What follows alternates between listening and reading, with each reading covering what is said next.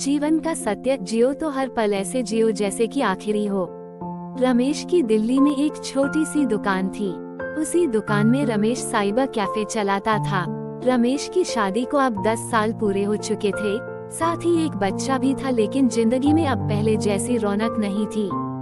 सुबह उठो, बस लग जाओ पैसे कमाने में। जिंदगी अब बहुत व्यस्त हो चली थी। एक दिन रमेश जब दुकान पर गया तो सोचा कि आज मैं शाम को थोड़ा जल्दी घर जाऊंगा।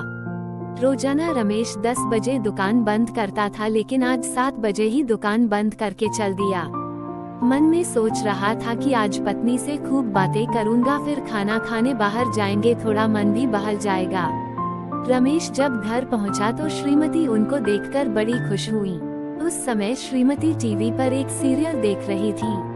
रमेश ने सोचा कि जब तक ये सीरियल खत्म हो, क्यों ना कंप्यूटर पर मेल चेक कर लिए जाएं। बस यही सोचकर रमेश कंप्यूटर खोलकर बैठ गया।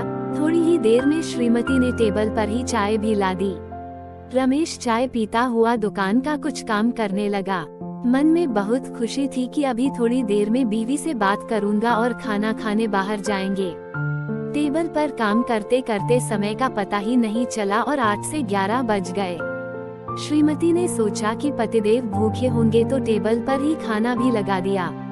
रमेश ने जब घड़ी में 11 बजते देखा तो सोचा चलो खाना खा लेते हैं, फिर थोड़ी देर नीचे पार्क में घूमने चलेंगे। खाना खाते रहे, इसी बीच एक मजेदार सीरियल आने लगा। बस रमेश थोड़ी देर सीरियल देखने लगा और सीरियल में ऐसा खोया कि वही सोफे पर ही सो गया। अचानक थोड़ी देर में आंखें खुली तो आधी रात हो चुकी थी। श्रीमती भी बेडरूम में आराम से सो चुकी थी। मन में बहुत ज्यादा अफसोस हुआ कि मैं क्या सोच के आया था कि आज गपशप करेंगे और खाना खाने बाहर चलेंगे, लेकिन समय ही नहीं मिला। दोस्तों, हमारी भागदौड़ भरी जिंदगी भी कुछ ऐसी ही हो चुकी है। हम सुबह उठते हैं और बस लग जाते हैं जिंदगी की दौड़ में। थोड़े पैसे कमाने हैं, भविष्य को बेहतर बनाना है, वो भविष्य जो कभी आता ही नहीं है। हम आज भी वर्तमान में जी रहे हैं और कल भी वर्तमान में ही जिएंगे।